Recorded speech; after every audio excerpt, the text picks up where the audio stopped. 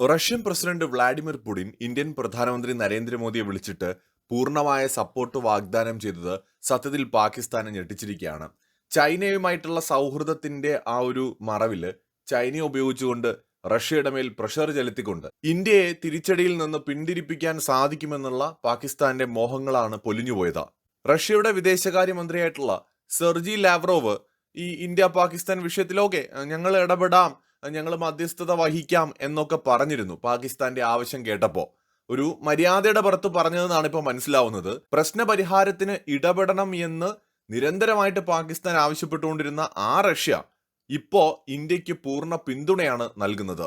അതായത് ഭീകരതയ്ക്കെതിരായിട്ടുള്ള പോരാട്ടത്തിൽ ഇന്ത്യക്കൊപ്പമാണ് തങ്ങളെന്ന് നരേന്ദ്രമോദിയെ ഫോണിൽ വിളിച്ച് റഷ്യൻ പ്രസിഡന്റ് വ്ളാഡിമിർ പുടിൻ പറഞ്ഞിരിക്കുകയാണ്. ഇക്കാര്യങ്ങൾ വ്യക്തമാക്കിയത് നമ്മുടെ രൺധീർ ജയ്സ്വാൾ തന്നെയാണ്. അദ്ദേഹത്തിന്റെ ഒരു ട്വീറ്റ് വന്നിട്ടുണ്ട്. പ്രസിഡന്റ് പുടിൻ അദ്ദേഹം ഇന്ത്യയുടെ പ്രധാനമന്ത്രി നരേന്ദ്രമോദിയെ വിളിക്കുകയും അതിശക്തമായ ഭാഷയിൽ അദ്ദേഹം ഈ ഒരു ഭീകര ആക്രമണത്തെ അപലപിക്കുകയും ചെയ്തിട്ടുണ്ട് എന്ന് അദ്ദേഹം വ്യക്തമാക്കുന്നു. ഇന്ത്യക്കുണ്ടായ നഷ്ടത്തിൽ അദ്ദേഹം ദുഃഖം രേഖപ്പെടുത്തിയിട്ടുണ്ട്. അതോടൊപ്പം തന്നെ ഇന്ത്യക്ക് പൂർണ്ണമായും എല്ലാ സപ്പോർട്ടും ഭീകരവാദത്തിനെതിരായിട്ടുള്ള പോരാട്ടത്തിന് അദ്ദേഹം വാഗ്ദാനം ചെയ്തിട്ടുണ്ട് എന്നുമാണ് ഇപ്പോൾ വ്യക്തമാക്കുന്നത്. പഹൽഗാം ഭീകരാക്രമണത്തിന്റെ മുന്നിലും പിന്നിലും പ്രവർത്തിച്ചവരെ വെളിച്ചത്ത് കൊണ്ടുവരണമെന്ന് പുടിൻ ഇന്ത്യൻ പ്രധാനമന്ത്രിയോട് പറഞ്ഞു എന്നാണ് ഇപ്പോൾ വ്യക്തമാകുന്നത്. ഭീകരാക്രമണത്തെ അപലപിച്ച അദ്ദേഹം കൊല്ലപ്പെട്ടവരുടെ കുടുംബങ്ങളെ അനുശോചനം അറിയിച്ചു.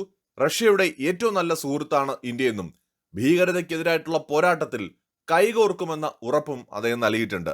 കഴിഞ്ഞ ദിവസങ്ങളിൽ ഈ സെർജി ലാവ്റോവ് പറഞ്ഞല്ലോ, ഇന്ത്യ പാകിസ്ഥാൻ വിഷയത്തിൽ ഇടപെടാം, ഞങ്ങൾ സംസാരിക്കാം. അപ്പോൾ അദ്ദേഹം ഇത് പറഞ്ഞത് പാകിസ്ഥാന്റെ ഡിഫൻസ് മിനിസ്റ്റർ, അവരുടെ ഉപപ്രധാനമന്ത്രിയൊക്കെ നിരന്തരമായിട്ട് റഷ്യയോട് ആവശ്യപ്പെട്ടിട്ടാണ്. പാകിസ്ഥാന്റെ മിലിറ്ററിയും അതുപോലെ പ്രധാനമന്ത്രിയും ചൈനയുടെ സ്വാധീനം ഉപയോഗിച്ചുകൊണ്ട് ഏതെങ്കിലും വിധത്തിൽ റഷ്യ ഈ വിഷയത്തിൽ ഇടപെടുത്താൻ കഴിയുമോ എന്ന് ശ്രമിക്കുന്നുണ്ടായിരുന്നു. അതിന്റെ കാരണം ഇന്ത്യ റഷ്യ ബന്ധം അത്രത്തോളം ശക്തമാണ്. ഇപ്പൊ ഇന്ത്യ ആവശ്യപ്പെട്ടപ്പോൾ യുക്രൈൻ റഷ്യ യുദ്ധം നിർത്തിവെച്ചിട്ട് അവിടെ നിന്ന് ഇന്ത്യൻ പൗരന്മാരെ രക്ഷിച്ചു കൊണ്ടുവരാൻ വേണ്ടി വരെ റഷ്യ തീരുമാനമെടുത്തിട്ടുണ്ടായിരുന്നു. അപ്പോൾ അത്രയും നല്ല ബന്ധം അങ്ങോട്ടും ഇങ്ങോട്ടും ഉണ്ട്. അപ്പോൾ റഷ്യ വിചാരിച്ചാൽ ഒരു യുദ്ധം ഒഴിവാക്കാം, അല്ലെങ്കിൽ പാകിസ്ഥാന് മേലുള്ള ഇന്ത്യയുടെ പ്രതികാര നടപടി ഒഴിവാക്കാൻ കഴിയുമെന്നാണ് പാകിസ്ഥാൻ ഭരണകൂടം വിചാരിച്ചത്. അപ്പൊ ഇങ്ങനെ അവര് സെർജി ലാവ്റോവിനോട് റിക്വസ്റ്റ് ചെയ്തു. അദ്ദേഹം ഒരു നയതന്ത്ര ഉദ്യോഗസ്ഥൻ കൂടിയാണ്, വിദേശകാര്യമന്ത്രിയല്ലേ. അപ്പൊ അദ്ദേഹം ഒരു ന്യൂട്രൽ ആയിട്ടുള്ള ഒരു നിലപാട് അവിടെ പറഞ്ഞു.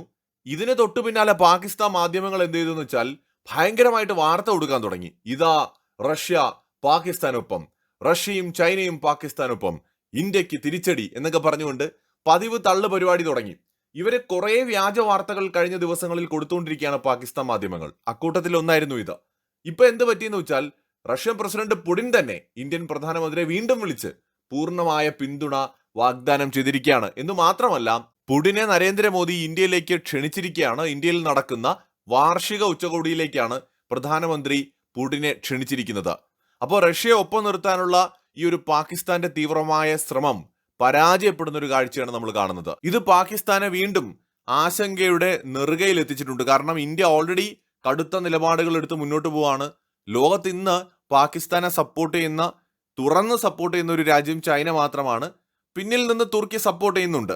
UN രക്ഷാസമിതിയിൽ നമ്മൾ നോക്കിയാലും ചൈന ഒഴികെയുള്ള എല്ലാ രാജ്യങ്ങളും, അത് ഫ്രാൻസ് ആണെങ്കിലും ബ്രിട്ടൻ ആണെങ്കിലും US ആണെങ്കിലും റഷ്യ ആണെങ്കിലും ഇന്ത്യയെ സപ്പോർട്ട് ചെയ്യുന്നു എന്നുള്ളതാണ്.